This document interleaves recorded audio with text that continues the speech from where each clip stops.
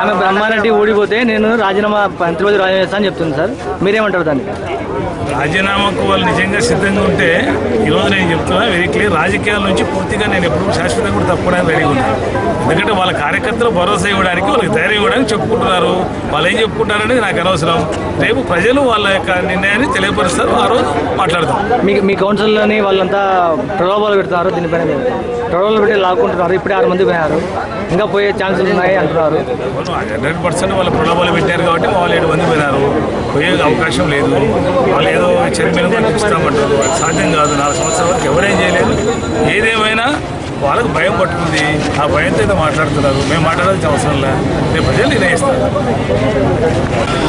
అంటే వాళ్ళు ఇప్పుడు పోయి కొత్తగా రాజకీయాలకు వచ్చారు. దీన్ని డెవలప్ చేసింది లేదు, ప్రజలందరికీ తెలుసు. ప్రజల నిజంలో సందు ఎప్పుడన్నా తిరిగి అంటే రోడ్లనే తిరిగితే తెలుస్తుంది వాళ్ళకి. తెలుగుదేశంలో మరి ఉన్నటువంటి నాయకులు ఈరోజు మాట్లాడుతున్నారు. మంత్రి గారు మాట్లాడారు, నేను టీవీ 9లో కూడా నేను చూశాను. ఎందుకంటే ఎక్కడ డెవలప్ చేయలేను. ఒకసారి సందులన్నీ తిరిగితే తెలుస్తుంది, ఏ సందులో ఏ రోడ్లు ఇచ్చినారు, డ్రైనేజీలు ఏమి ఇచ్చినారు, వాటర్ ఏమి ఇచ్చినారు, ఎలక్ట్రిసిటీ ఏమి ఇచ్చినారు. అంతకుముందు వాళ్ళు కూడా ఎంపీ కొన్నారు, ఎమ్మెల్యే కొన్నారు. ఎంత డెవలప్ చేసింది అది ప్రజలకు తెలుసు.